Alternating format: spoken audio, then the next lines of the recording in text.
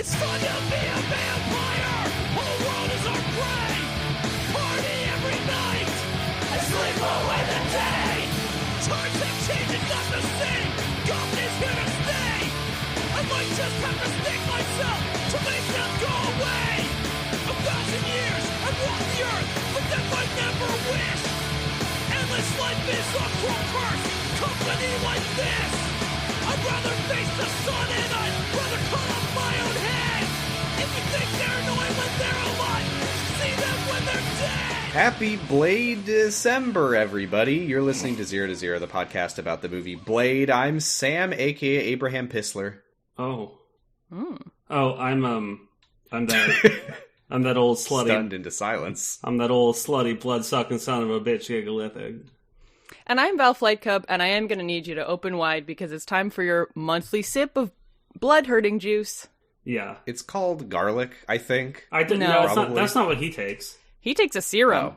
It's called I thought serum. it was literally a serum made of garlic. We're watching Blade from 1998, written by David S. Goyer and directed by Stephen Norrington. Returning enemy of the show, David S. Goyer. Can't believe he wrote this one. This one rules, is the thing. What else did he write? I'm having a great time so far. Yeah, this movie rocks. Which I expected to, and I'm not surprised to be enjoying a little it. movie you may have heard of called Batman v Superman: Dawn of Justice. Ah. And Ghost Rider: Spirit of Vengeance. Oh, I didn't know that he did that one too. I think he also wrote Man of Steel. Okay. Well, Just nonstop bongers from... Yeah, this is like our fourth or fifth Goyer film. David S. Goyer. a broken clock is right twice a day. It's also our second Donald Logue film. Universally beloved actor Donald Logue. Logue watch. Okay, I saw that his name was... the link to his name on Wikipedia was dark blue, so I was like, I've seen him. What was he in that we watched? He was in Ghost Rider. He was Mac. The extremely important character of Mac, who had a very satisfying character arc. And now he's a Slavic guy named Quinn in a cowboy hat. And braids. Twin braids. And also You lot just of cannot burn keep makeup. cowboy hats off of the characters in the movies we It would be watch. very No. funny when he came back as like a fucked up burnt guy if he still had the cowboy hat. Like it's crispy and dried, so it's like smaller, like when you put an apple in the microwave. Yeah. Damn, do you think it burned his dick off? Like, he's not getting... I don't He's know. getting a blowjob. Anyway. His teeth were... First of all, yes. Second of all, I don't think I've ever put an entire apple in the microwave, or even part of an apple. Well, you're not supposed to, because the water will boil out. Yeah, I it's think what made I'm out of- thinking Okay, I'll go of... try it, but... I think what I'm thinking of is actually not in the microwave, but in the oven. You carve a little face into the apple. Okay, a normal, like a yeah, and the a apple non-old lops looking out. face, and then you put it in the oven, and it shrinks up and it shrivels a little bit. It looks like an old person face. So what happens when you... What the fuck are you talking I'm about? talking about putting Never heard apples of a in the baked oven. apple? Yeah. Apple oven face. Oh, I'm Sam. I don't know how to cook. I've never baked an apple before. I- It adds another half heart of health to the apple if you bake it. That's also I true. see nothing. I see nothing here about faces on apples in ovens. All right, well. Carving? Oh, I did. Oh no! Yeah, there Carving they are. apple heads. Yeah. Martha Stewart, shrunken heads in cider recipe. I do. I did Thank want you, to Martha. warn you guys that on my way here to the recording, I did. You might have noticed there's some, a lesion on my neck of kinds. I did run into a guy, and he did bite the shit out of my neck. Okay. Well, that's always happening. Is that why you have Yeah. two parallel band-aids with two little red dots in the middle of them? Oh no, I'm just actively bleeding. Okay, great. I'm thinking of but the I- character from the movie, I guess. I don't. Yeah. Well, I don't we think should probably just get this moving then. If you're not well. Yeah. Well, let's- I feel fine. I Uh-huh. honestly feel better than ever. Yeah, you look fine, too. Uh huh. Would you like me to summarize this first act of the movie Blade? Oh Yes. please. It's 1967. A woman is wheeled into an emergency room with vampire blood marks coming out of her neck, and also she's pregnant. She gives birth to a baby that's probably Blade, and then she probably dies. Or Wait, does she? Just We a don't sec. know. Just a sec. I gotta say, what? How did none of us say? I'm gigalithic, and this is my heat-seeking missile. Well, because it's a fun little Easter egg for later. Mm. Or- Go on. I don't know if I remember what you're referring to. I You're remember. about to talk about when it happens. Oh, the guy's penis? The guy's penis. Yeah. In the present day, 1998, a lady grabs a guy's dick in a car, and I guess he says it's his heat-seeking missile, but I didn't write that down. This is the happiest man you'll ever see, and he's so excited to go to a meatpacking plant with this lady. He walks through and cheers for all the meat and blood. They take him into a secret nightclub in the back, and he's so happy to be here, but no one else seems happy to see him, which doesn't make a lot of sense when you think about what's going on. But he pushes people, and they push him back, and then he goes and he drinks some blood that falls on him from the ceiling. He gets a drop And he of blood says- and he's like, what is this? Is it blood or ketchup? Yeah, And he's not What? super psyched about the situation, I would like to say. He says, I would love to see if I can get a drink somewhere, and then a drink of blood falls on him from the ceiling, and he says, not like this. And then he looks around and he sees, oh, what's that banner behind the DJ say? Bloodbath? And then all the sprinklers turn on and spray them with blood, and everyone cheers and writhes and reveals their fangs, and they prepare to enjoy a feast on this man. But then, what's Wesley Snipes doing here in a cool trench coat and armor with guns? Wesley Snipes. It's him. Blade starts going absolutely to town on all the vampires, killing them with silver weapons that make them disintegrate. There's the guy running the club, or whatever, is a bearded vampire named Quinn, played by Donal Logue, apparently. And Blade says, I'm sick of chopping you up and you keep coming back, so I'm going to set you on fire for fun. Give my regards to Frost, and then he incinerates him, and the police show up and Blade leaves. Quinn's charred corpse is brought to the coroner. A hematologist named Karen Jensen talks to her ex-boyfriend coroner man. Maybe future boyfriend again? Please, we'll see Karen. about that. We'll see about Last that. name. And as they pick apart a crispy corpse, he tries to get her to date him again. But then he's jump scared as the corpse jump scares him and bites him and then bites her. And then Blade walks in and punches the charred vampire corpse, which calls him a freak, which is funny. Yeah. And then the police walk in and start shooting Blade. And he says, are you fucking kidding me? Which is a good moment. It was a very good moment. He's fighting the charred corpse monster man. And they shoot the black guy instead. Jesus Christ. All right. Blade prepares to leave Karen for dead, but he remembers his mom and has second thoughts and decides instead he's going to throw her out the window across the street and down a 50-foot drop. But she's fine. Into a pile of rubbish that might be squishy, kind of. Into an Assassin's Creed cart of leaves. One of the funniest shots in cinema. Uh-huh. He jumps after her and they escape. He takes her to a train yard or factory or something where his friend Whistler is working and whistling as he works. They talk about how he shouldn't have brought her here, but he did. They inject her with some garlic and it fucks her up real bad, but she's okay. We go to a council of vampire weirdos who argue about what they should do about Blade and all of the people that he keeps killing. They call in a young upstart vampire named Deacon Frost. Call me Deacon Frost.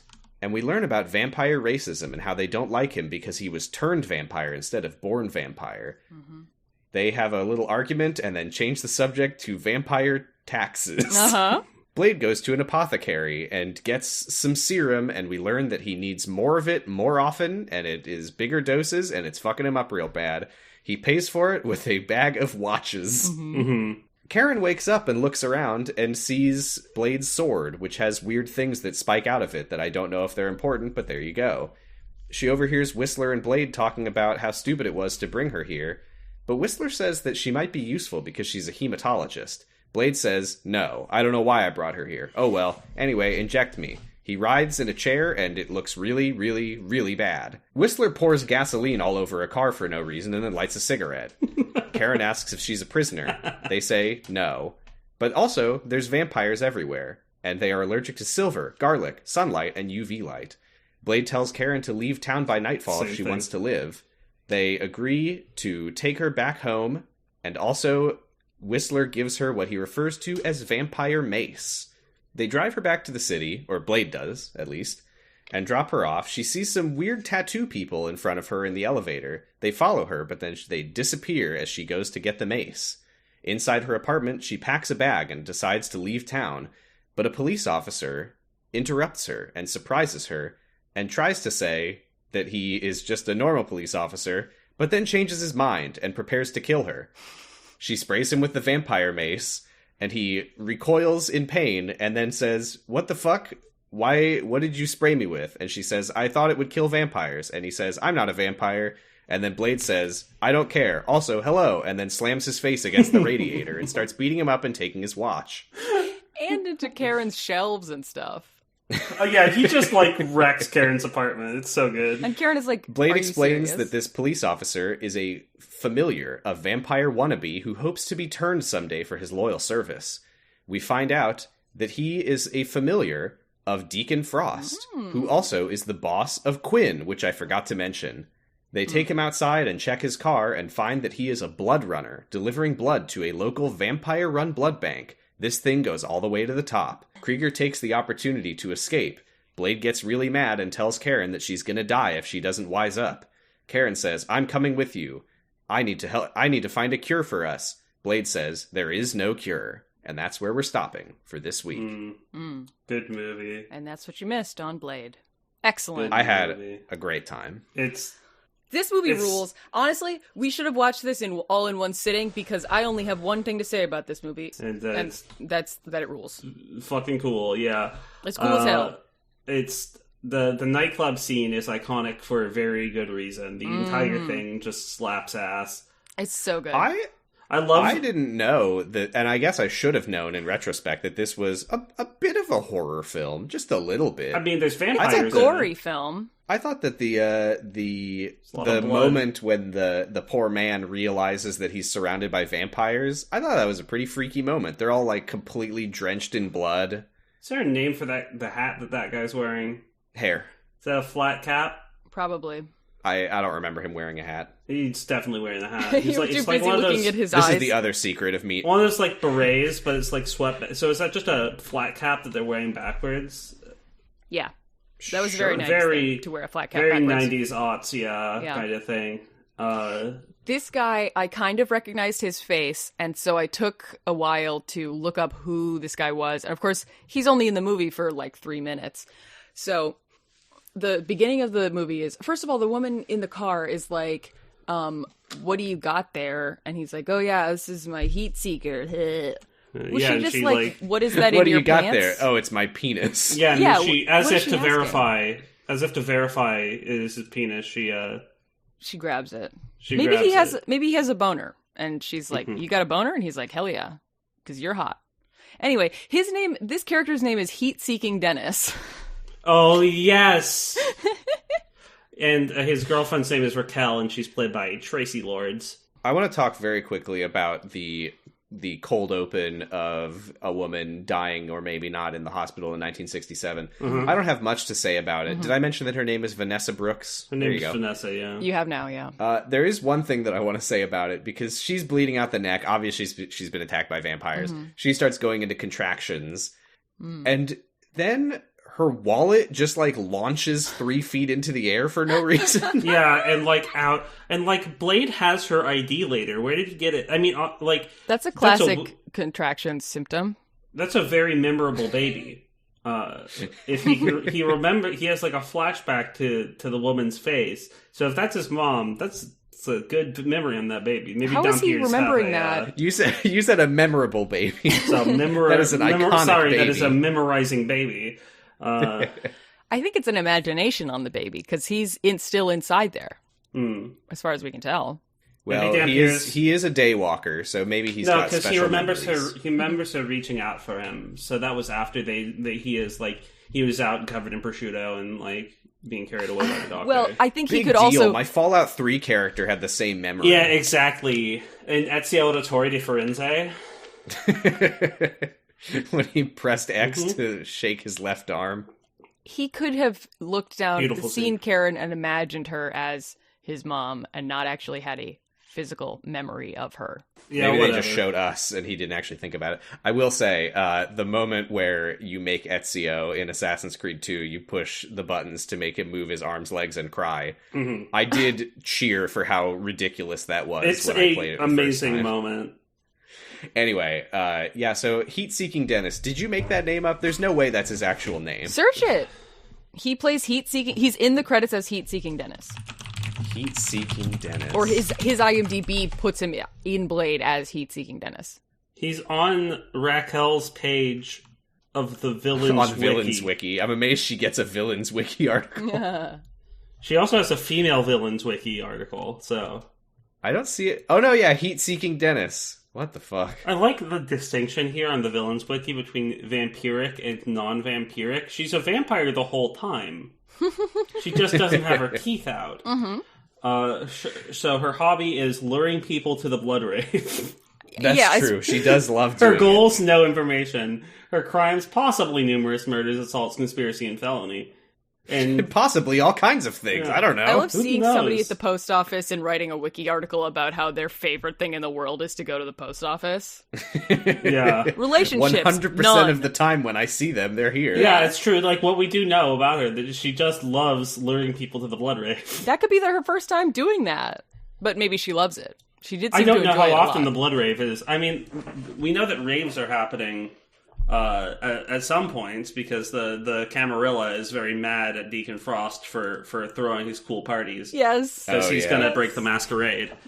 Stop doing your twice-a-day bloodbath raves. Yeah, so just to break it all down here, the council of vampires led by Udo Kier are definitely, like, they're just the Camarilla. They're just this, like, suit-wearing traditionalist Is racist. that vampire? It's masquerade, yeah.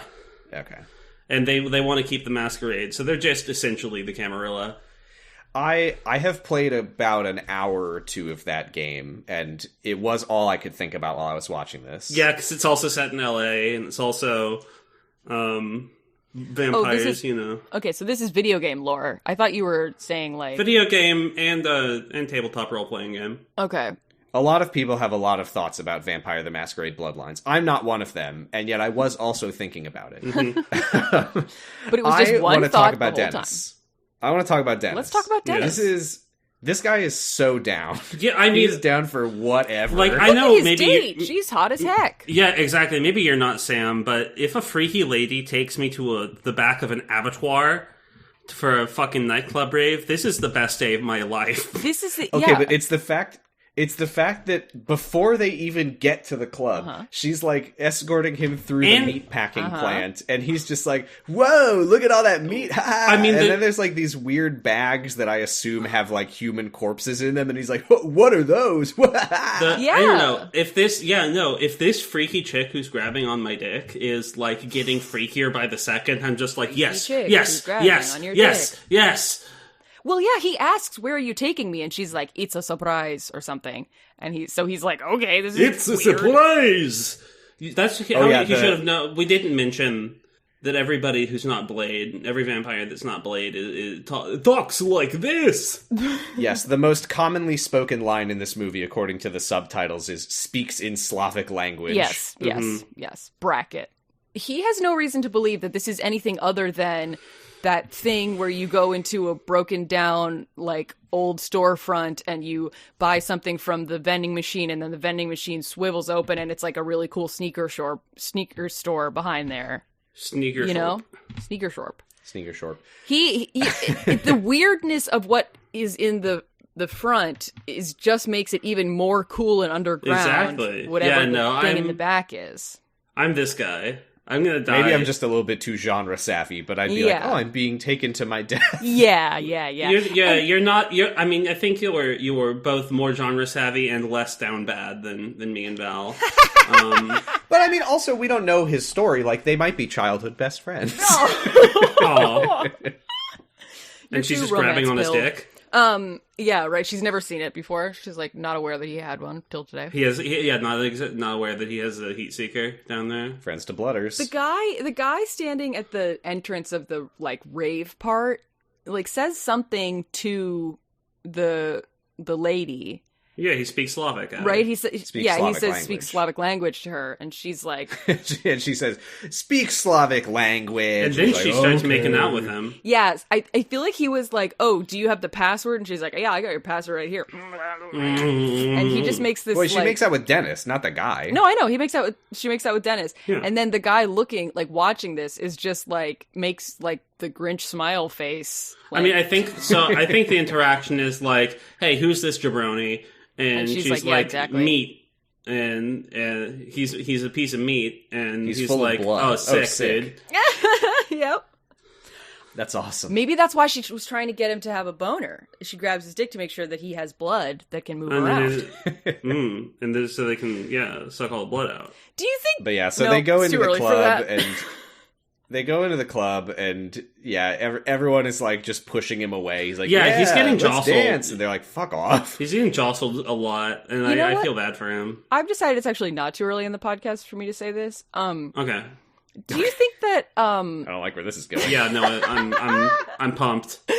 Do you think that a vampire who is being resourceful might chop off the penis of a victim and drink out of it throughout the day like a Go-Gurt?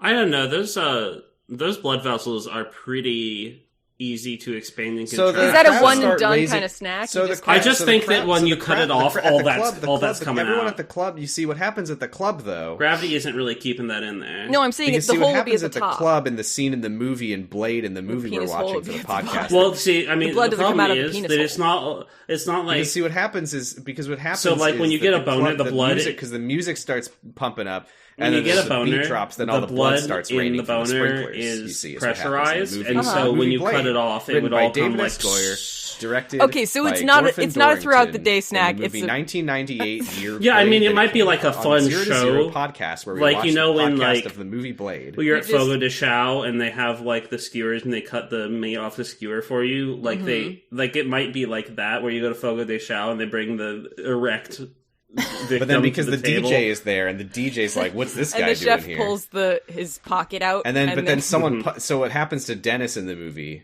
I don't know why you're so opposed to penile mutilation, Sam.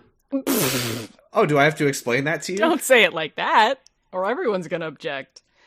I don't know. Dennis is actually fine. So everyone is writhing sexually in the Spoilers. blood. The blood was great. There's so much blood. So much blood Yeah, comes out. I love the visual of like this packed club full of people who are like completely covered head to toe in blood. They're also and then they're they all like wearing open their white. mouth and reveal their fangs. And he's it's like, uh-oh. like it's such a like it's a roller coaster because it's like you forget sometimes like it's so there's so much of it that sometimes you forget it's blood, and then he falls down onto the floor and there's just a fucking puddle of blood, and you're like, oh wait, no, it's definitely blood, and Yeah. it's so gross.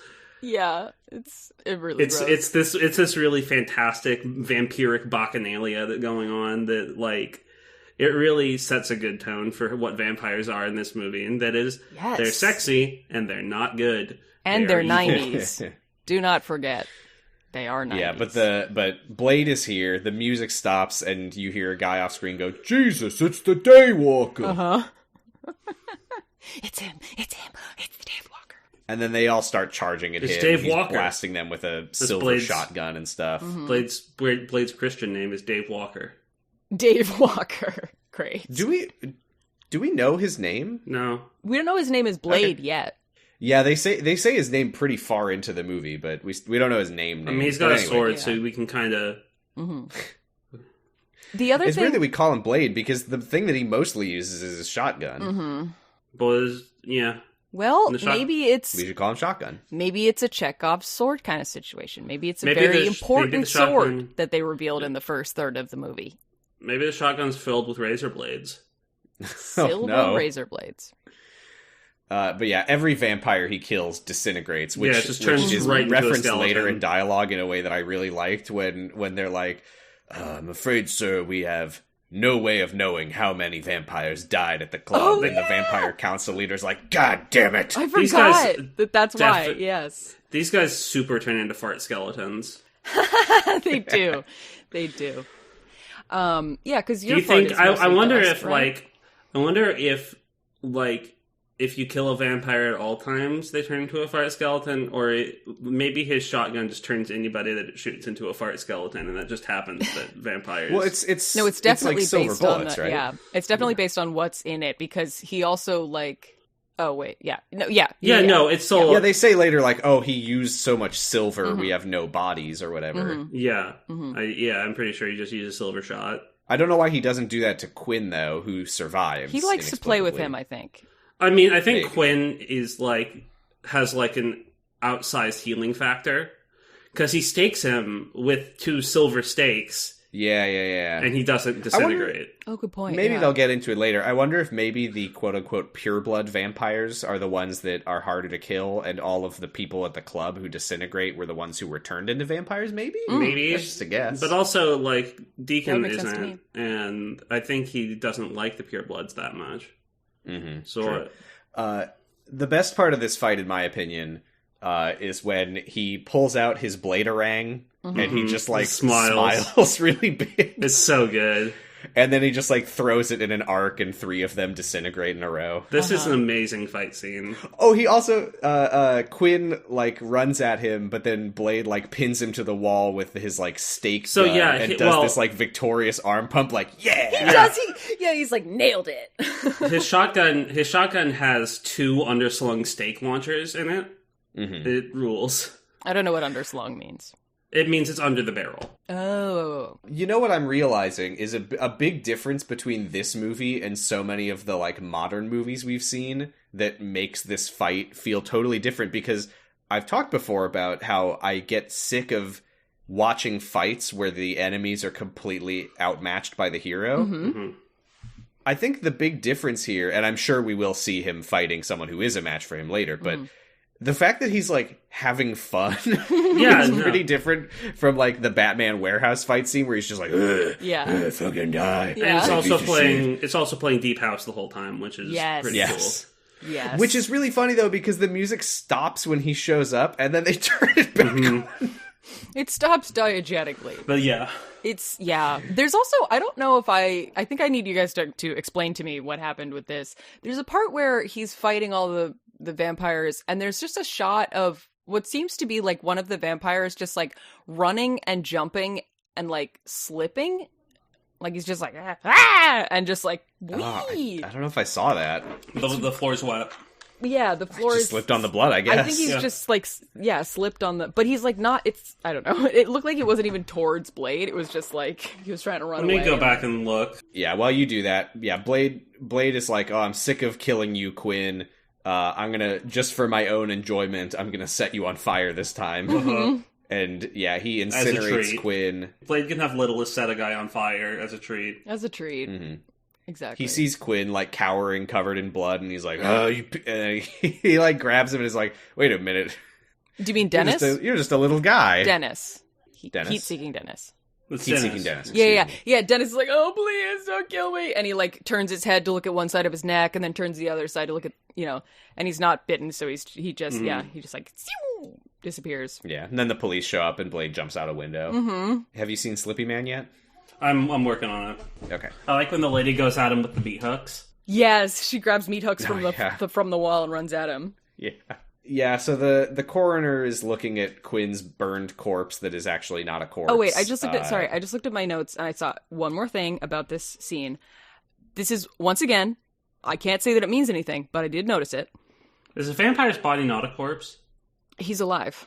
They're undead. Oh, It's he an throws uncorpse. he trips him, he throws his shotgun. He throws a shotgun and trips the guy? Yes, yeah. Yeah. That's excellent. That's really great. And then he goes, oh shit, I needed that. Yeah. Oh, isn't that why he, like, when he picks the gun back up and, like, shoots Quinn, isn't that when he does, like, the arm pump? Well, yeah, Got it's my with gun the back. it's with the stakes. He's out of ammo at that point.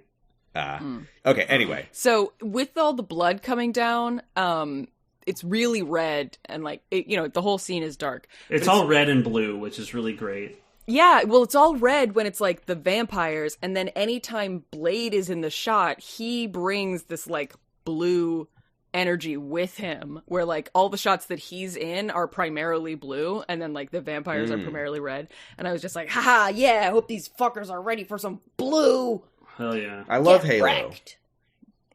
It was cool. I don't know. Yeah. Is it necessarily one-to-one symbolism? No. Mm-hmm. Does it look Yeah, good? no, it is. Does it Metaphor distinguish for blue. him from the other vampires? Yes. Do I enjoy it? So, yes. So at the morgue, there's the hematologist Karen Jensen. She's looking at a sample of Quinn's blood, and she says, "This doesn't make sense. The red blood cells are something." This is so classic 90s, like, science words nonsense. Yeah, they might be real words, but I don't know. Mm-hmm. She accuses the coroner, Curtis, who is her ex, of bringing her prank blood. Prank blood. You At got 3 a.m. pranked. Yes. She's like, come on, Curtis, I'm not in the mood for prank blood today. And she's like, oh, did you bring me prank blood because you're hung up on me and you just want a reason to talk to me? And he's like, no, seriously, his body's all fucked up. Yeah, he's like, it's here, I can show you. But then they go and look at the body and they're like poking around at it and they're just making like crispy, crunchy sounds, which are horrible. And then he's like, do you ever have second thoughts about us, Karen? Yeah, like he's having a lot of trouble making that incision. Yeah, it's a lot of crunching. What's the Y incision? Yeah. Yeah, but, I thought this was really funny. I was like, is this plot armor or is this just making it even worse when they get killed? And a little bit of both. So then Quinn sits up and bites him on the neck, and he chases Karen and bites her too. Mm-hmm. Then Blade walks in, and yeah, this is where he just decks Quinn in the face to like push him back from Karen, so and funny. then Quinn's like, "Get out of here, you freak!" Yeah, it's like as we're watching like a big like charred to blackness. Yeah, this look in the mirror. Vampire. Smeared in blood, and he's just like turning to dust in front of him. He's like, "You're ugly. You're gross. Get away, You're Blade. Weird. Yeah, you're weird. You suck, Blade. You're a weird half-breed weirdo." Oh, have we talked about the fact you wish you could look like me? Wesley Snipes as Blade, or Blade played by Wesley Snipes, has an incredible haircut.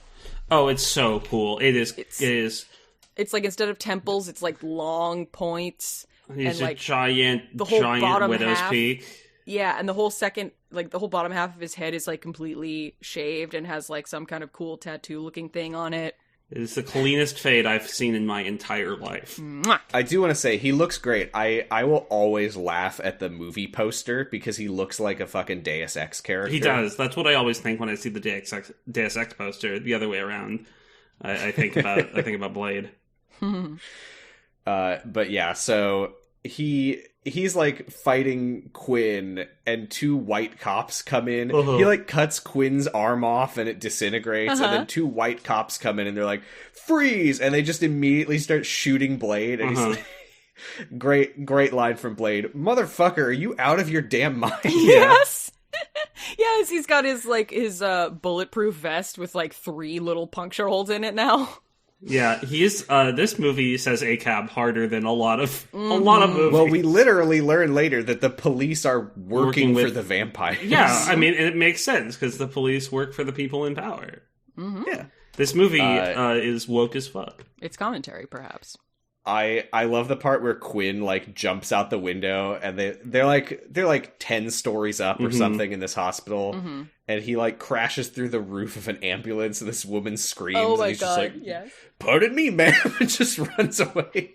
It's one of those things, doesn't she? She's like, ah, and he's like, and like, and then runs out. I was afraid that he was gonna like start feeding on this lady, but he's just like, I don't have time, I gotta go. Yeah, and so Blade is like, go wherever you're going. Blade is like, it would be very funny if he immediately got up and started just like carrying as many blood packs as he could away. But yeah, Blade is like, he's walking away and he's about to give chase, but he sees Karen on the floor, and she's gotten fucked up in the neck parts, and he sees her, and he's about to leave her, but he thinks of his mom, and so he picks her up, and there's more cops, and they immediately start firing at him, and he runs down the hallway away from I'm them. gonna keep you safe. You remind me of my mommy. Opens window. Yep. Yeet! He fucking yeets her, and we see the yeet. He sees the whole. He throws her so we far. see the whole thing. We see her leave his hand, go out the window, fly across it. She's screaming, yell, and land in the fucking tarp, and it's so funny. Mm-hmm.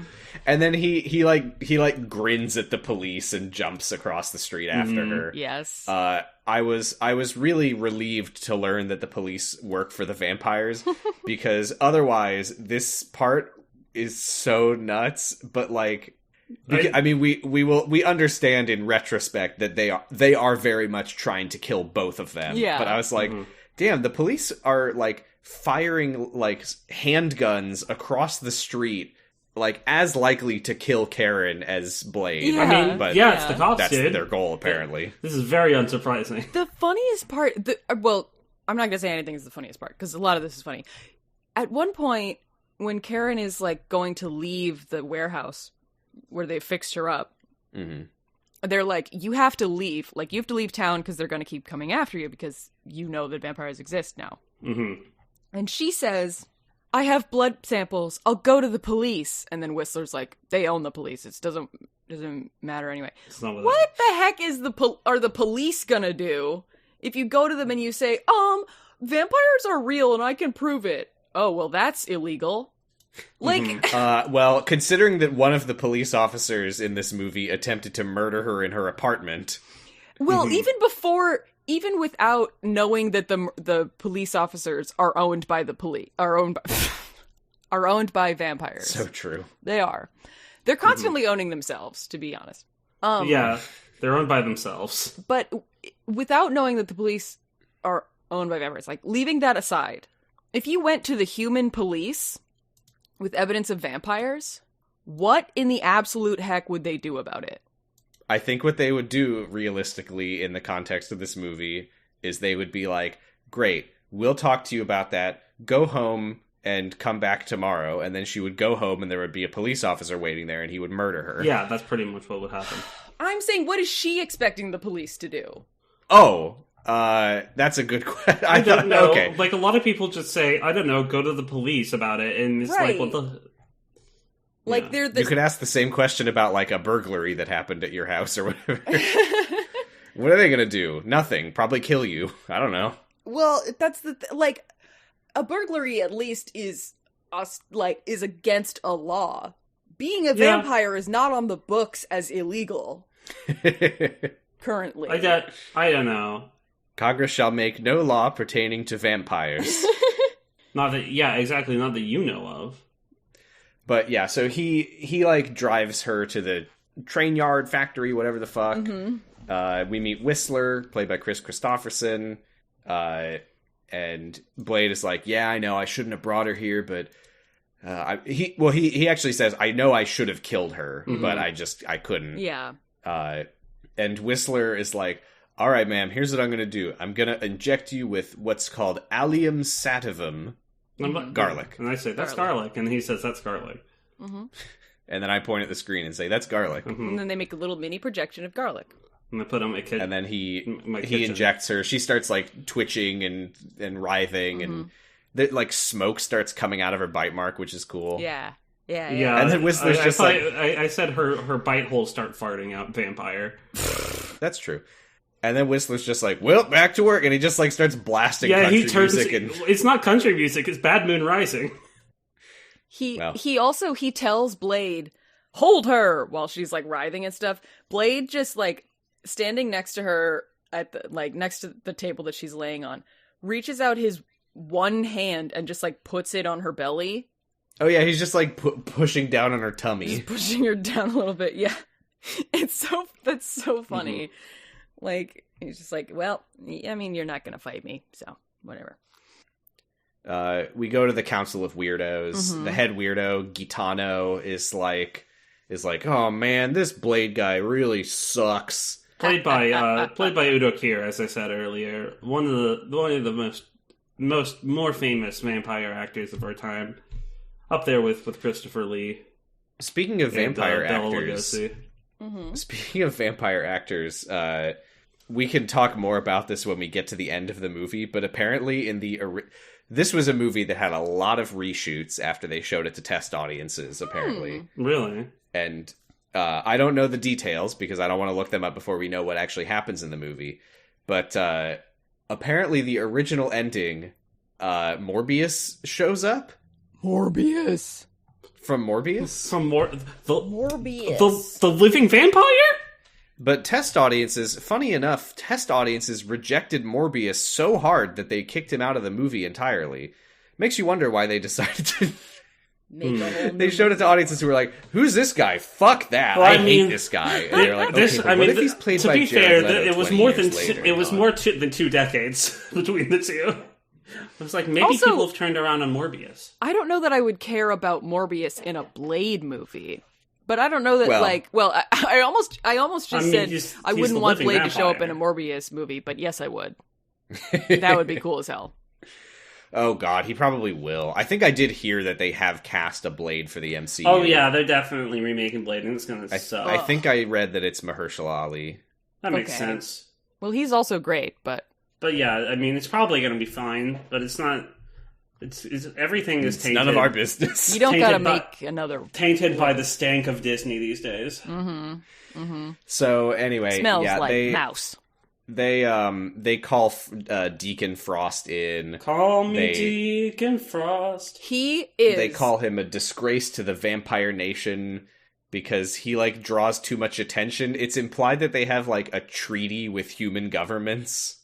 Is that what it is? I thought it was just they kind of agreed amongst themselves to be hidden. Mm-hmm. It's better for the vampires that people don't know that they're Oh, vampires. maybe. I think there was something about. I don't remember. I might be wrong. He looks like such a 90s, 2000s vampire. He is like, He's Steven Dorff, baby. he's the prototype. He is the it. It's great. His long trench coat. He's, the way he talks about, I thought like this dialogue was cool. He was like, why do we have to be, like we shouldn't be allies with humans. These people are our food. Yeah. Right? Why are we hiding from the hamburgers that walk around? All the He's time? Right. He, like the Camerati, the Camarilla are saying like they're like PETA, and he's like the guy in the Twitter comments posting a picture of a steak. Exactly. Owned. If PETA was But yeah, Mm-hmm. evil. yeah. So the conflict between him and this faction of vampires is basically he wants vampires to rule over humanity. They are like, you don't get it. We've been around, like literally the vampires on the council are like, we've been around like thousands of years. We understand how things work. Mm-hmm. And then Frost is like, no, the world should belong to us. And Gitano just like turns to another one of the weirdos in the council and it's just like, so as for our finances, Uh-huh.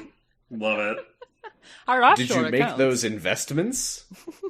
And I love that there's just like this like crusty, bearded, tattoo face, old world Yes. vampire in there.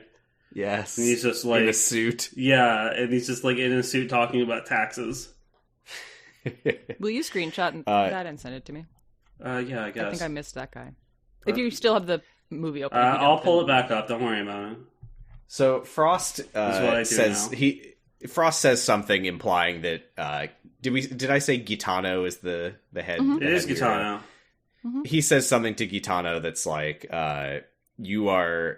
you're one of these days you're gonna wake up and find that things have changed in the blink of an eye or some veiled threat like that. We then go to the apothecary where Blade trades a gigantic bag of watches Yes. for the vampire serum. He's got a pencil pouch full of watches. The apothecary guy also has extremely cool hair. He has some kind of grid, like, shaved into it or something. Yeah, and they trade the watches and give dap, and then he leaves. I Yes. believe yeah, and he also says something like, "Oh, you're here a week early," and Blade's like, "Yeah, it is what it is." Whistler says I'm I building think- up an immunity to the serum. Yeah, I think what's going on here is that this serum is probably like keeping him from becoming a vampire. I'm guessing. Yeah, it's the not be bad juice. I would Yeah, imagine and it's he- the doesn't have to eat people juice. Yeah, and he needs more of it every time, and it seems like it's getting more and more painful for him when he has to use it. Karen like wakes up in this bedroom and she looks around. She sees Vanessa Brooks's ID from the beginning of the movie when the wallet flew into the air for no reason. Mm-hmm. Did either of you get anything from this weird, significant seeming long, slow zoom on a plant? No. No. She leaves the room and I they don't- just do this extreme close up on a plant. Well, we're going to look very silly when it turns out in the next segment that this is the plant that his mother ate to keep him alive. Whatever. Yeah, or like Blade can turn into a plant. Yeah, maybe he's been turning into a plant the whole time. Exactly. I mean, I think the plant has got to be something, because it was like, it's very bright and colorful and like centrally placed, and they had this long... Surely the movie wouldn't do something stupid. It would be very funny, though, if this plant just never comes up again. But knowing us, it's going to be another Mr. Mind situation where that turns out to be a sequel setup where that plant is the main villain for the next movie. Uh-huh. Blade's main antithesis is Planto. Planto? Yeah, Mr. Plant. Yeah, this movie has lulled me into a false sense of security. I used to be a mild-mannered gardener named Patricia Planto. So she goes into the other room where all of Blade's stuff is, and like his guns are hanging up, and she sees one thing in the whole room that's covered, and so she takes the cover off of it. And Obviously, it's a big mystical looking sword, and she touches it. Could not be me, but okay. Yeah, I'm like, don't touch the clearly plot significant sword. I would just not put a cloth over a very sharp sword, though. That too. You should know when there's a blade in the room. Mm-hmm. Although he's pretty stealthy, so you don't always know. Sometimes you do, though, because oh man, it's coming up. I can't wait to talk about the part where she's like talking to Whistler and Blade like just falls falls from the ceiling behind her and just lands perfectly silently. It's so good. His little blurry legs coming in from the top of the screen is so funny. Yes. Could either of you tell what was going on with his sword, by the way? Because she like clicks a button and like a thing spins around and then spikes shoot out of the hilt. Mm-hmm. You described it perfectly. That's what's going on. Yeah, that's what it does. I couldn't imagine what the point of that could possibly be. I think I'm gonna go ahead and say something I never say. Mm-hmm. I think this is setting up for something later in the movie. Yeah, perhaps. Could say, perhaps no, this for sword sure, but belongs to Chekhov. Perhaps the movie. For sure. I was just imagining, though, like, when would you ever need... Because it would, like, shoot out at your own hand. When do you need a time delay spike thing coming out of Maybe, like, if your sword gets grabbed by someone else? As it's being grabbed out of your hand, you press the button. Mm-hmm. So that they can and then be like, they're holding your sword. Now, ow, my hand! And then it stabs you in their hand, I guess. I would just be worried about accidentally setting it off. Yeah. Yeah. But yeah, she overhears Whistler and Blade talking about how it was a huge mistake to bring her here. But Whistler's like, oh, but she knows blood. She might be able to help you. And Blade's like, nah. No, my name's Blade, not Blood. There's no reason to have hope that anything good could ever happen. No. And then Whistler says, okay, time for your injection. Mm-hmm. And he has had to up it to 150 milligrams of whatever the heck it is. And Blade's like, do it. I liked the masculine friendship moment in this part where he's about to inject him, and with his other hand he grabs Blade's hand, and so they're holding hands like super tight. So when he injects it and starts to hurt and stuff, Blade's like, and he's like squeezing the guy's hand super hard, and like looks like if he wasn't prepared for it, he would fall over from the like force that Blade's putting on his hand. Yeah, I like this part. I like they really conveyed that this is like Blade is incredibly strong, and even he is like in agony. Like he's pooping. They have to like put in a mouth guard. Oh yeah, he's got a big so he doesn't bite his tongue off. Yeah. Mm-hmm. So he doesn't grind his teeth off of his teeth. Once he like sort of like starts to recover, he opens his eyes and he sees Karen is watching them.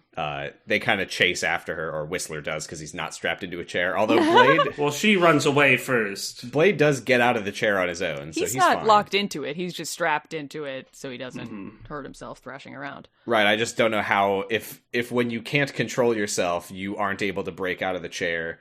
Oh, there's the guy. Oh, there he is. The little hat poking out. Incredible. Post this online as always. Anyway, it doesn't matter. So yeah, they catch her.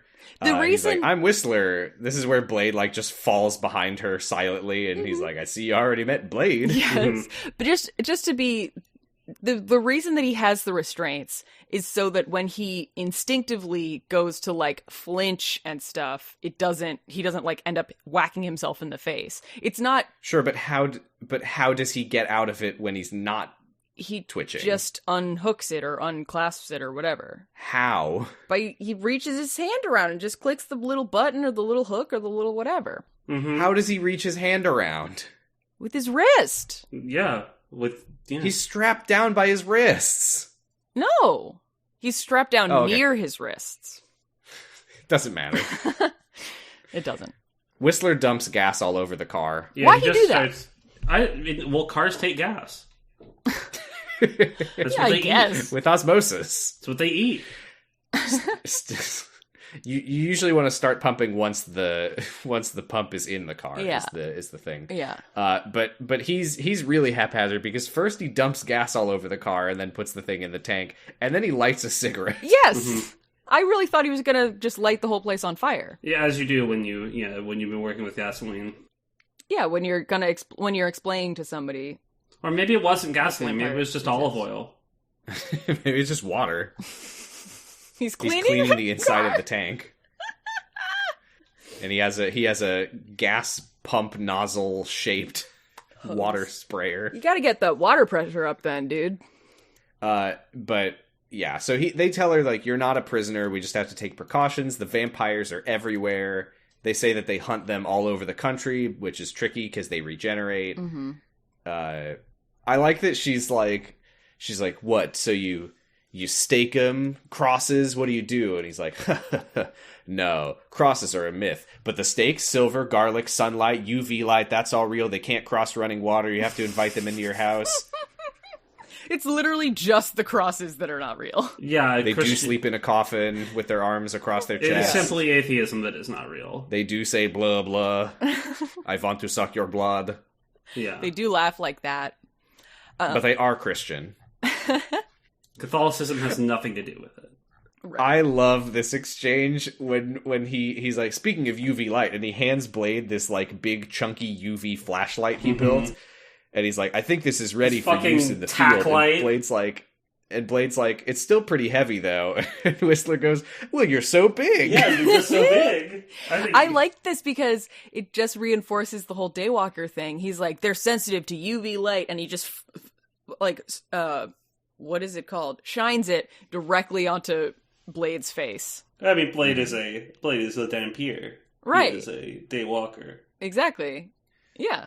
But He's like, this wouldn't. yeah, so It's like when. Okay, so there's a murder mystery show He's that so I do. good at hitting vampires. Check it out. And then he tries it at Blade, who is a vampire, Well, it's like but it there's. is not good at hurting. I do a Just murder a bad mystery. product demo. Go ahead. It's a demo of how good he is at being a daywalker. I do a murder mystery where one of the things is they find a fake knife on the victim, so it's one of those retractable ones that doesn't actually hurt you. And so we always do a bit when the person like finds this evidence and is like, this is a fake knife, and I'm like, oh, this is a fake knife. So if I stab someone and then I just stab whoever's like closest to me, I'm like, this doesn't hurt. This doesn't hurt them, and then I just like keep doing like stab, stab, stab, stab, stab. This doesn't hurt them. Stab, stab, stab, stab. So he's doing that. Oh, okay. is it a fake knife in the context of the murder mystery, Yes. or it's a fake knife so that the victim doesn't get actually murdered? No, it's a fake knife in the context of the murder mystery. But they use a real knife. Yeah, we use a real knife. We stab. I always make sure it's another actor so I can stab them like 6 or 7 times, and they're fine with it. That's acting. Like when Leo, They act like they're fine. yeah, They act like when, they're fine. Exactly, like when Leo fucked up his hand during Django Unchained and kept doing his monologue. Right. So Blade tells Karen, if you want to live, you're going to have to leave town by nightfall. And she's like, where do I go? And he's like, well, I don't know. they'll probably just find you anyway. I don't know.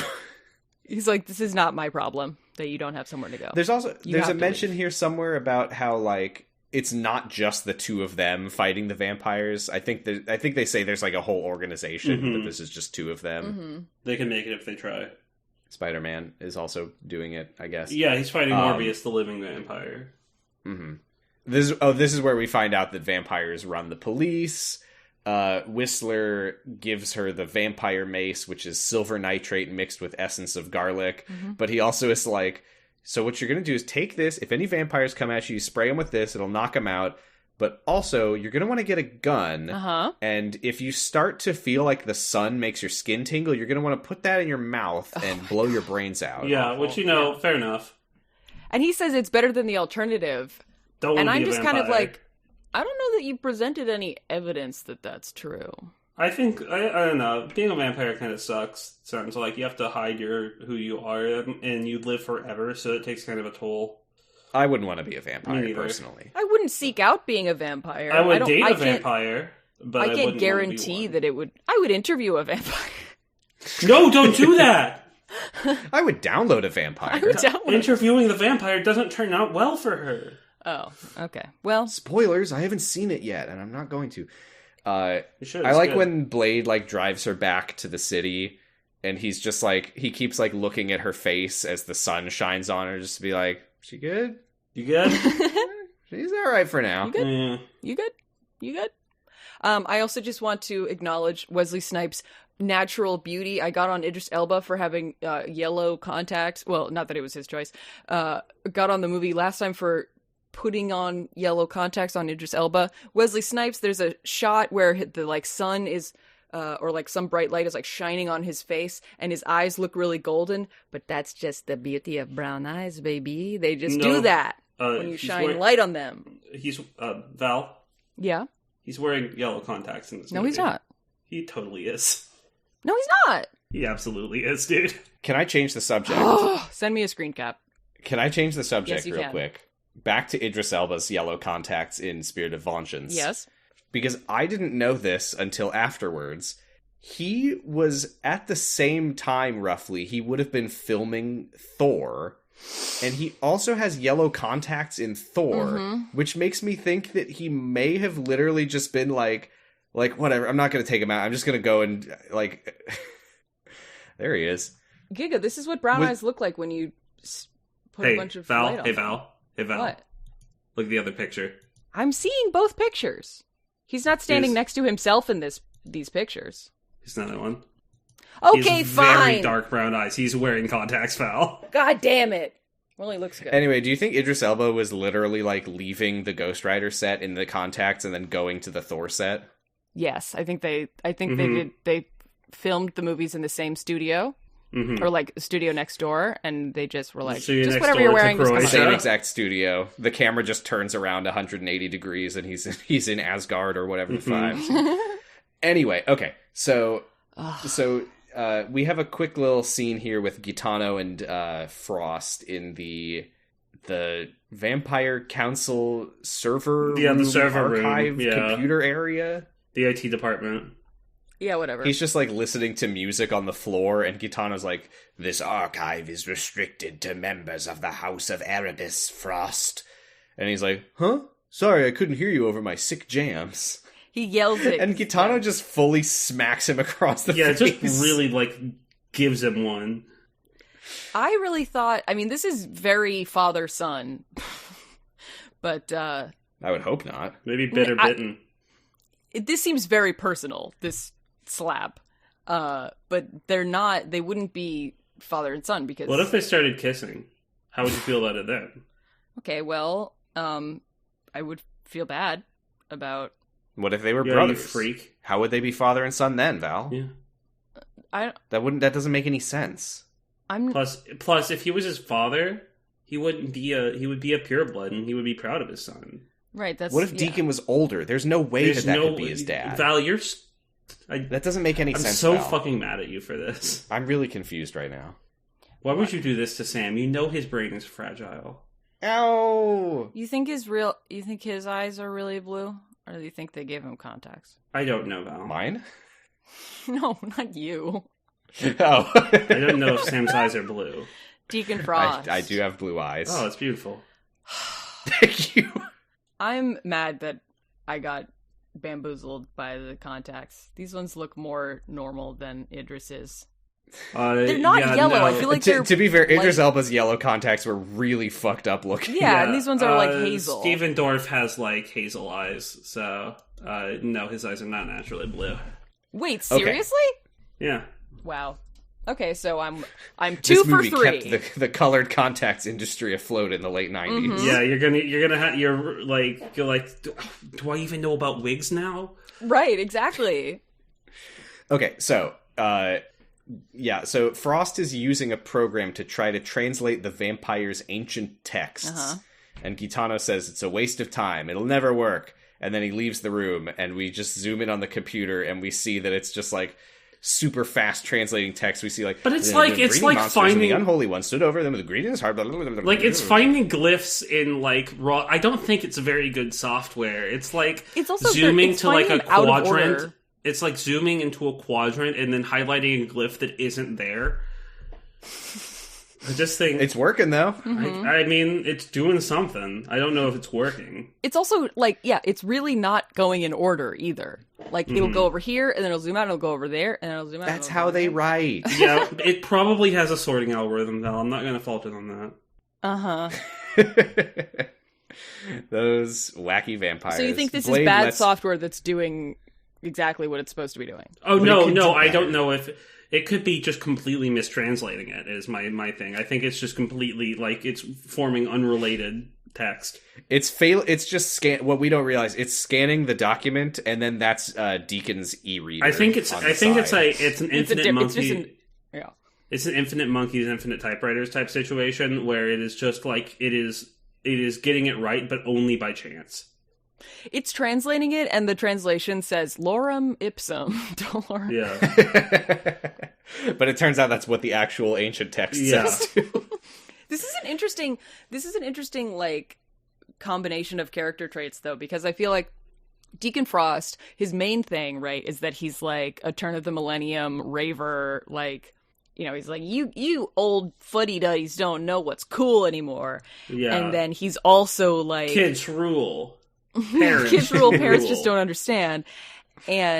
But he's also like going into the ancient texts, and he's gonna find something. Like, I bet he's gonna unearth some like prophecy. And when you're a about vampire, about it's a like turned non-pure blood, and be like, now I have technically am This the is- one in charge of all of the council. You know, This is the vampire hacking equivalent of like a lawyer desperately poring through 500-year-old Yes. legal books and being like, oh my god, there's this super old unenforced vampire law from the year 300 BCE that's like, Deacon Frost is the president. exactly. if his name is Deacon, if the glove fits, you must acquit. So Blade drops off Karen at her apartment. I love that he's like, keep your eyes open. They're everywhere. And then he drives off and she just screams at him as he leaves. It's daytime! But also, she immediately runs into two vampires. Like, not unfaltered. They're We familiars, though. cannot skip past They could be vampires. how he They drops could her be- off. They could be... Oh, yeah, where he, like, almost runs over 20 people. He like, Yeah. turns They could be really sub-vampires. loud, pulls into like an alley, and all these you just hear all the pedestrians who are crossing the street at the time being like, ooh, ah, ooh, ah, ooh. God damn it, Blade! My leg! And this is where she also turns to look, and she has two distinct little pieces of gauze on two separate Yes. little fang She has... size I mean, apart. look, I've been there. She just cut herself shaving twice. It's like, but if you know that somebody's gonna be like hunted by vampires and they have a vampire bite mark, get a big piece of gauze, make it look like one long cut. Like, don't. Okay, Put decoy band-aids all over her. Right. But, like, what's more likely? You get bitten by a vampire or you cut yourself shaving twice? I mean... I will say that they do know who she is and where she lives anyway, so... Yeah, but you wouldn't have, just. In I case mean, there's, like, and a familiar also, walking by Blade randomly. is not trying to make it so that she is not getting followed. He is using her as bait. That's true. Oh, He true, is very yeah. much using her as bait. But yeah, there's these two people in like waiting for the elevator in front of her, and she sees these matching like little symbol tattoos on the backs of their necks. Mhm. I just get out of the elevator then. And they're the little symbols that are in the text that he's trying to translate. Frost is trying to translate. Ah. It's vampiric language.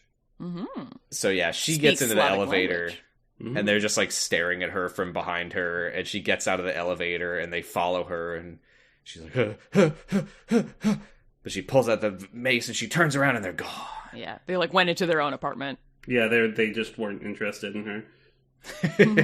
She turns around terrified at one point to like look at the guy, and he's just like, "How you doing?" How you doing? Yeah, she turns back around. Very normal reaction from that guy. Everyone is acting regular in the elevator. Everyone is regular in the elevator. In the elevator. And she goes into her apartment, and she like kind of thinks about it for a minute, then starts like frantically packing a bag. A police officer just like walks in, and she's like, "Oh, oh." Yeah, He's like, she "Wait, doesn't. wait, wait." That's the thing is like I noticed she doesn't lock the door, and that is insane to me. She got her locks installed by the same people that did Catwoman's apartment. She didn't lock the door. He says that she left the door open. Oh, even. jeez. Yeah, look, you hear the spring bolt throwing, but she doesn't like throw the deadbolt. You don't hear the deadbolt. Well, But yeah, he's like, If "Oh, you're sorry, being I didn't chased by mean to scare you." vampires, yeah, maybe get a little more paranoid. toss the about fucking deadbolt, my security man. of where you are, Maybe yeah. maybe put the chain on. Yeah. That's her just getting But- dressed, putting the chain on. But yeah, he introduces himself as Officer Krieger. He's like, "Oh, your coworkers reported you kidnapped last night, so I was just coming to see if you were here or whatever. I saw the door was open. I didn't mean to scare you." And she's holding the mace behind her back, assuming he's a vampire. And she's like, "What about the other doctor who was attacked?" And he's like, "Oh, Curtis Webb, he died, but that's not important right now." And she's like, "Why not?" And he says, "Because you're dead too, bitch." This guy sucks. Come on. And she takes that as a so cue good. to mace him. Yeah, And I he's honestly, like, "Ugh, what is this? Like garlic?" And she's like, "It's supposed to work against vampires." And Spicy. he says, "Who the fuck said I was a vampire?" yeah. And then Blade just appears behind him and goes, "Nobody." I think if I was in he his was position, like- I would and was also evil. I would also not be able to stop Blade myself from taking misheard. that opportunity to be like, Blade misheard and thought that he was asking what's your favorite Mitski song? "What's What your?" was your favorite Stan Lee ruling on Who Wants to Be a Superhero? I was just about to say the same thing. Nobody. Nobody.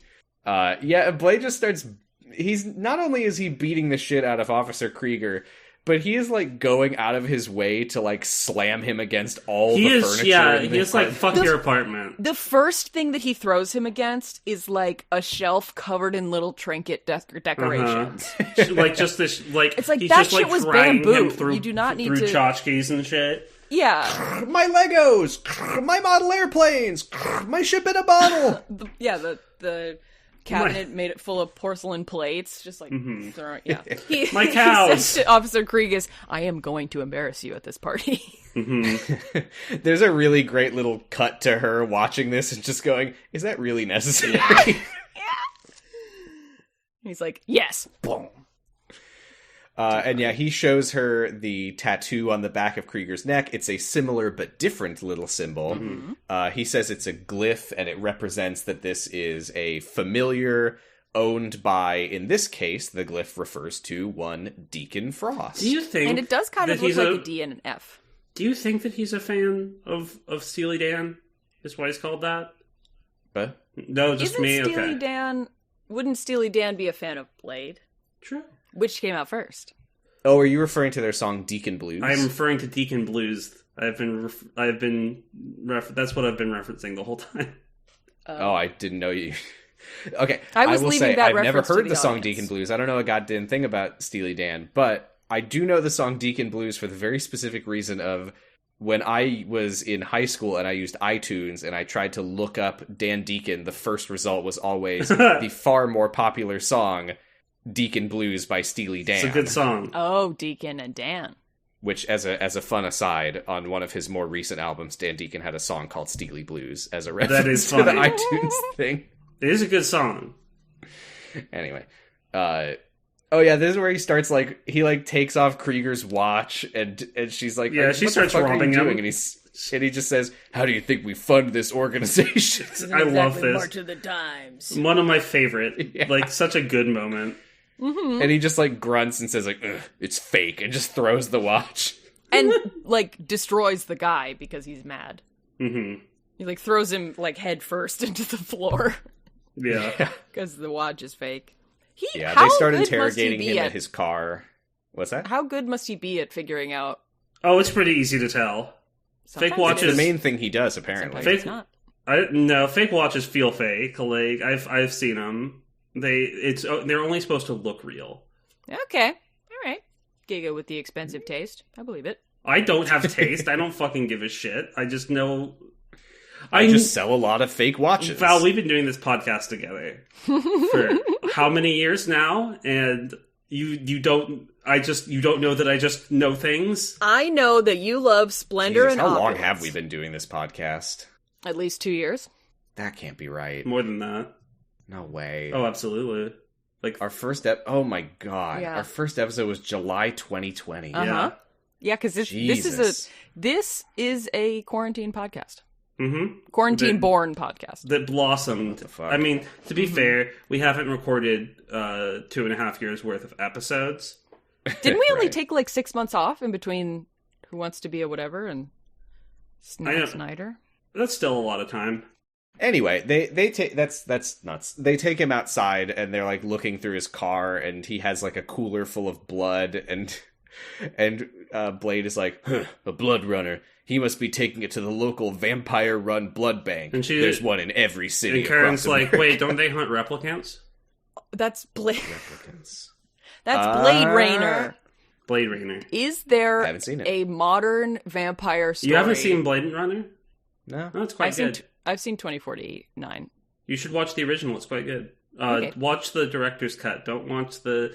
People have thoughts about the different versions of Blade Runner. I am aware of that. Yeah, Okay. don't listen to any of that shit. Just watch the director's cut. It's good. I probably won't, but okay. Okay. I don't know. Maybe I will. Maybe I will. Is there in existence a modern vampire story that does not mention blood banks? Yeah. I feel like people writing you vampire gonna say what it stories is? in modern I don't know times- what it is. Okay, so then you can't... But I like just because of the density of fiction. Okay, Giga. Did they talk about it in Twilight? Yeah, they do. They Okay. do. I'm trying to be hyperbolic to illustrate my feelings. Well, that's no excuse to be factually incorrect. Yes, it is. Oh yeah, I suppose it is. I think being hyperbolic is a very good excuse to be factually incorrect. Yeah, I do it all the time. Sorry. Go on. Literally all the time. That's me being hyperbolic. Oh. So Writers love to say vampires like blood banks because they do. it makes sense. They would. It just makes sense. Yeah. Karen is like, hey, we are in the middle of a crowded public area. Can you stop violently interrogating a police officer in front of his car? And he's like, "Oh And- yeah, sure. Instead, I'll start pointing a gun at a crowd of people." Yeah, Krieger runs away, and Blade just like points the gun at him. He's like, "Get back here, you son of a bitch!" This is weird, and I'm just gonna say this because I'm very curious if anyone else will be able to relate to this. This is such a narrow experience that I have. But Blade says a line here where he says, "The world you live in is just a sugar-coated topping. There is another world beneath it, the real world. And if you want to survive it, you better learn to pull the trigger." Uh-huh. And I flashed back to, of all things, a Lil B freestyle called Shoot the Bitch Bra. where that line is sampled. It played and I was like, where the fuck have I heard this before? And I was able to find it through Who Sampled. It's so specific. But if anyone else has ever heard that one based freestyle, please let me know. God damn. Shout out to our audience members who relate. So yeah, Karen is like, I'm coming with you. This is the only way I'll be able to stay alive long enough to find a cure. And he says, there is no cure. And that's where we're stopping for today. Mm-hmm. And then it passes from day till night. Spoilers for the next time. I did watch a little ahead while I was deciding where to stop. Mm-hmm. And man, one of the first things we see next time is really fucking funny. I'm it's looking so forward exciting. to it. This movie is good. Yeah. I'm having a great time. Me too. This is what I needed after Ghost Rider. Yeah, this is going like This is doing the same thing that watching Daredevil, then Elektra, then Catwoman is doing, where, like, Ghost Rider was, like, stupid, but we liked it. We liked to watch it, even though it was good. And it was directed by Mark Steven Johnson. It was directed by Mark Steven Robinson. And then Ghost Rider Spirit of Vengeance really brought the mood down a little bit.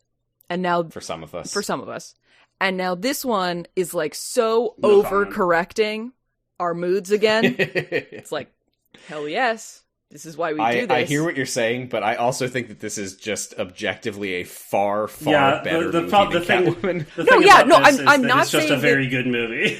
Yes. A far better woman than Cat movie. Yeah. I am not saying that this movie is like Catwoman in any way. I'm just saying when we watched Elektra, we were like, oh, I missed the fun part of this. And when we watched... Right, the analogy of our experience. Yeah, and when we watched Yeah. Ghost Rider, we were like, this is, like, disjointed and we don't like to watch it. This movie is very fun to watch because it's very good. Can we do Daredevil again? Yeah, we'll just watch Daredevil again after this. Yes. Season 5 or whatever of 0 to 0, where we just watch Daredevil every week. The Daredevilist movie of all time. We alternate between Daredevil and Batman v Superman every week. Oh, God. Truth or Daredevil, where we either watch Daredevil or we have to divulge a deep, dark secret about ourselves. Oh, man, I'm going to be watching so much Daredevil. Why would we ever not watch... Yeah, what? We're out of secrets. We could play, like, if we ever, like, get a Patreon... and like need bonus content, we could play like Russian roulette where we put in a number system, like in a random number generator 1 through 6. And if it lands on a certain number, if it's like 1 through 5, then we get to watch Daredevil and make an episode about it. But if it lands on 6, we have to watch it's like most likely that we watch Daredevil. yeah. But then if it lands on 6, we have to watch like Batman v Superman and make an episode about it again. Ugh. I'm looking forward to watching the rest of Blade. Yes. As am I. Yes. Are we? I don't know if we discussed this. Are we planning on just rolling through all 3 of 8 more weeks. We can see how we feel at the end of this one. I mean, maybe we sprinkle in another one. I'm happy. I'm happy to like set it to.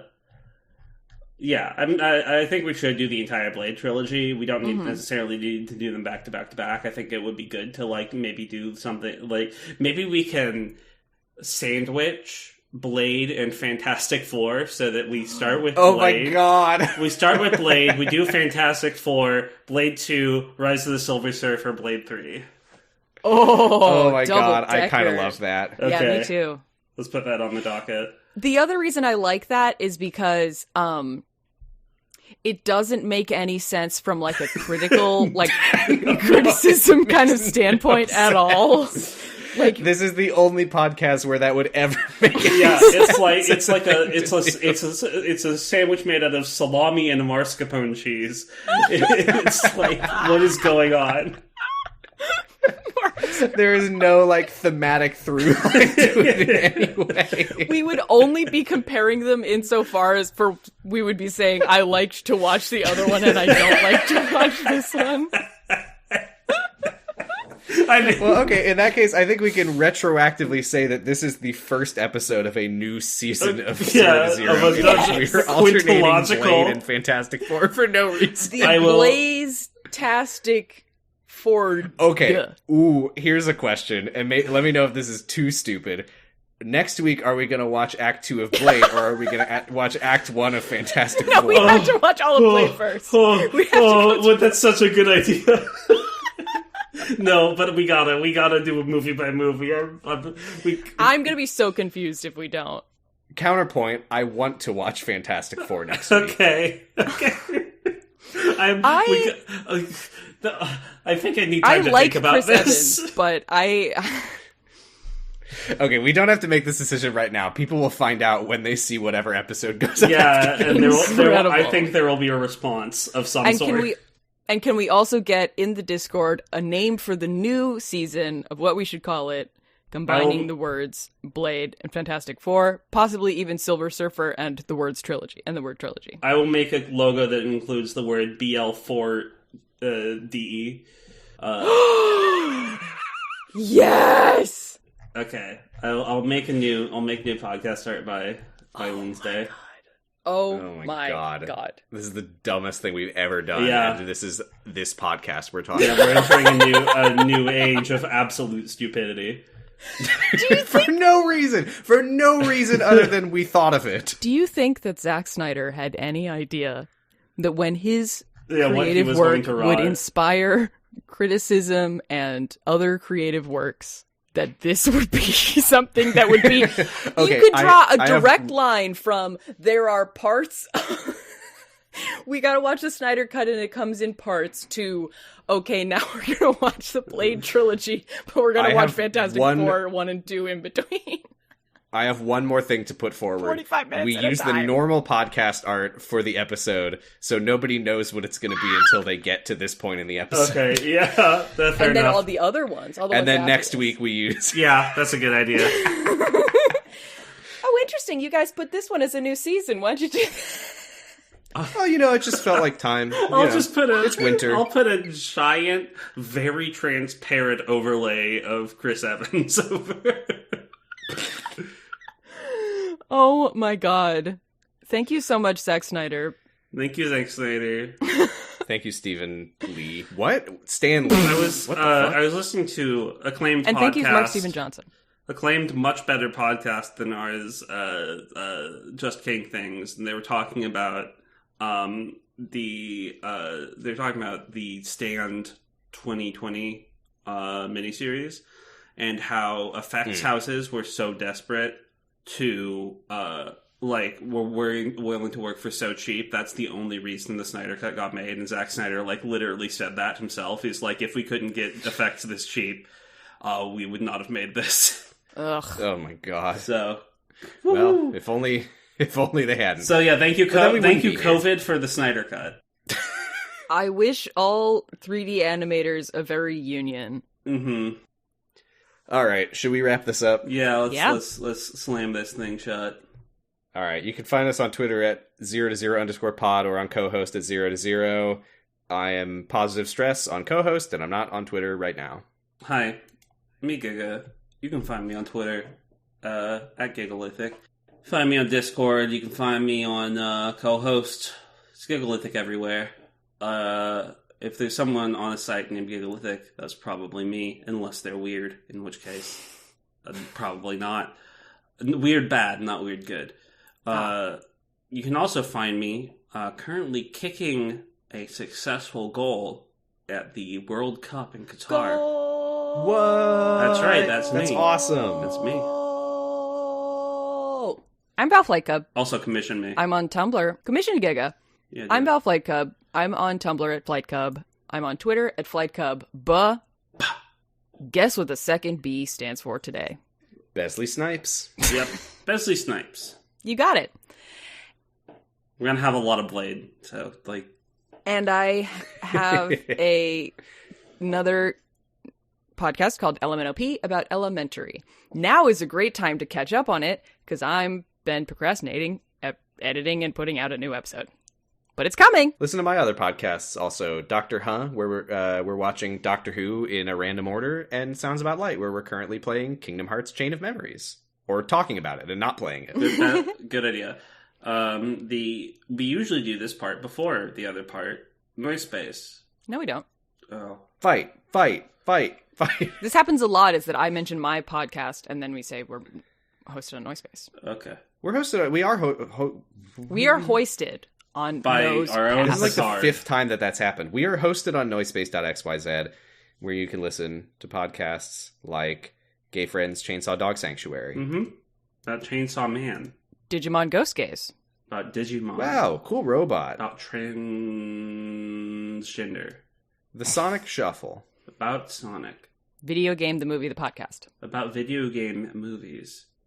We're getting a lot of shout-outs to specifically Dan and Morg here. Okay, well, they should try having fewer podcasts. Not that that's a bad thing. Kamurocho Radio is also on there. About Yakuza. Mm-hmm. The game is not the crime. It's organization. journalism about the Yakuza. Yeah. It's the only serious podcast on the network, and we Mm-hmm. respect It's it very greatly. serious. Yeah. Bye. But until next time, what that dick do? As we always say, are you out of your damn mind? See you next week for a fantastic episode. See, You blade or not miss it. As we always say, motherfucker, are you out of your goddamn mind? Bye. Goodbye. Bye. Bleh! Blade! Blade! Oh, yo. I want to swing your blade! Ooh. I want to suck your cock.